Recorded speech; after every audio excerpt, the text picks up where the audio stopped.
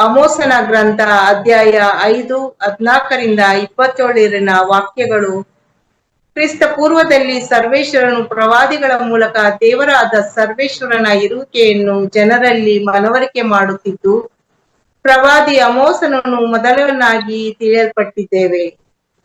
ಕ್ರಿಸ್ತ ಪೂರ್ವದಲ್ಲಿಯೂ ಪ್ರವಾದಿ ಪಾದ್ರಿಗಳಿಗೆ ಕಂಡುಬಂದ ಸತ್ಯ, ಸುಖ, ಸಂಪತ್ತು ಸಿರಿವಂತರಿಗೆ, ಇಂದಿನಂತೆ ಬಡಬಗ್ಗರ ಶೋಷಣೆ, ದೀನದಲಿತರ ತುಳಿತಕ್ಕೆ ಒಳಪಟ್ಟಿದ್ದು ಪ್ರವಾದಿ ಆಮೋಸನು ಧೈರ್ಯದಿಂದ ಒಮ್ಮನಸ್ಸಿನಿಂದ ತಮ್ಮ ಪ್ರಬೋಧನೆಯ ಮೂಲಕ ತಿಳಿಸಿದ್ದಾರೆ. ಅದೇ ರೀತಿ ಅಧ್ಯಾಯ 5:14-15 ವಾಕ್ಯದಲ್ಲಿ ಈ ರೀತಿ ತಿಳಿಸಿದ್ದಾರೆ: ಕೆಟ್ಟದನ್ನು ಬಿಟ್ಟು ಬಿಡಿ, ಒಳ್ಳೆಯದನ್ನು ಆಸಕ್ತಿಯಿಂದ ಒಳ್ಳೆಯ ಮನಸ್ಸಿನಿಂದ ಮಾಡಿ, ಸತ್ಯಕ್ಕೆ ಜಯವಾಗುವಂತೆ ನೋಡಿಕೊಳ್ಳಿ. ಆಗ ಬಹುಶಃ ನಮ್ಮನ್ನು ಕಾಪಾಡುವ ದೇವರಾದ ಸರ್ವೇಶ್ವರ ಅಳಿದುಳಿದ ಜೋಸೇಫನ ವಂಶಕ್ಕೆ ಕರುಣೆ ತೋರಿಸುವರು ಎಂದು.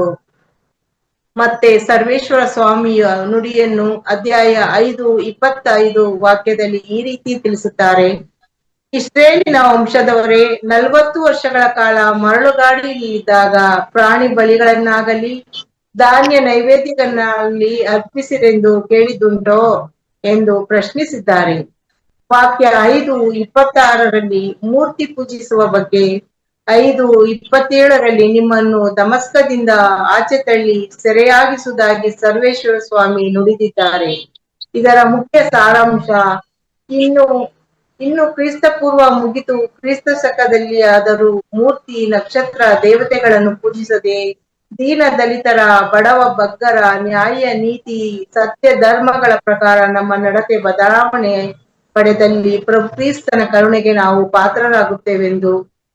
ಅಂದು ಸರ್ವೇಶ್ವರ ಸ್ವಾಮಿ ನುಡಿದಂತೆ ಇಂದು ಯೇಸು ಕ್ರಿಸ್ತನಲ್ಲಿ ಒಳ್ಳೆಯ ಮನಸ್ಸಿನಿಂದ ವಿಶ್ವಾಸವೆಂಬುದು ತಂದೆ ದೇವನ ಆಜ್ಞೆ ಆಗಿದೆ.